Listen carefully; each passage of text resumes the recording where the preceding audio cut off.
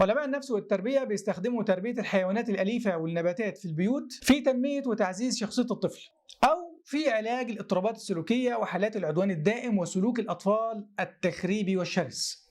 السلام عليكم يا مرحب، معك عماد حجازي وهتكلم معاك النهارده عن 10 فوائد ممكن يتعلمها طفلك من تربية النباتات والحيوانات الأليفة في البيت. كالعادة ما تنساش التفاعل مع الفيديو والاشتراك في القناة ليعم النفع والدال على الخير كفاعله. ابنك هيتعلم الصبر وهو بيراقب النبات أو الحيوان بيكبر قدامه، فمش في إيده غير الصبر، وهيعرف إنه لا يوجد ما يكبر فجأة، وهيقتنع إن التدرج سنة في الحياة. قيمة الاهتمام، لولا الاهتمام لمات الزرع والحيوان.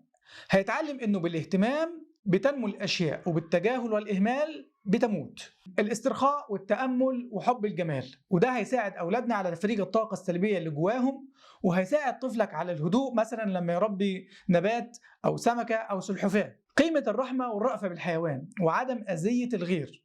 ما كان الرفق في شيء إلا زانه، وما نزع من شيء إلا شانه. هيعلم ابنك تحمل المسؤولية وممارستها، سواء بالعناية بالحيوان أو النبات وتنظيفه ومداواته لو مرض. هيعلم ابنك كمان الواقعية. في الكرتون طفلك بيتعلم إن الحيوان بيتكلم ويتفاعل، إنما في الواقع غير كده، فمش هيسرح ويصرف في خياله.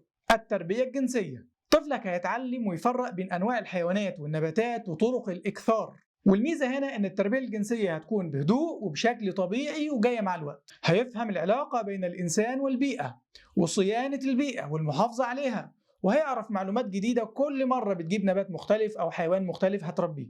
ممكن يتكسب ماديا من وراء الموضوع ده ويكون له مشروع واستثمار لما يبيع ويتاجر في منتجات الحيوانات أو النباتات اللي بيربيها. عاشرا وأخيرا، حتى مع موت أو فراق الحيوانات الأليفة فده هيعلم طفلك التعامل مع اللحظات الصعبة في الحياة، لحظات الفراق والموت والتعود عليها، ودي سنة الحياة. في الختام هوصيك إنك تجيب حاجة في البيت تشغل أولادك وتحسسهم بمتع الحياة وإزاي يكتسب مهارات جديدة معاها. ولحد هنا خلص كلامنا، ربنا يبارك لنا في أولادنا ويعيننا على تربيتهم، والسلام عليكم ورحمة الله وبركاته.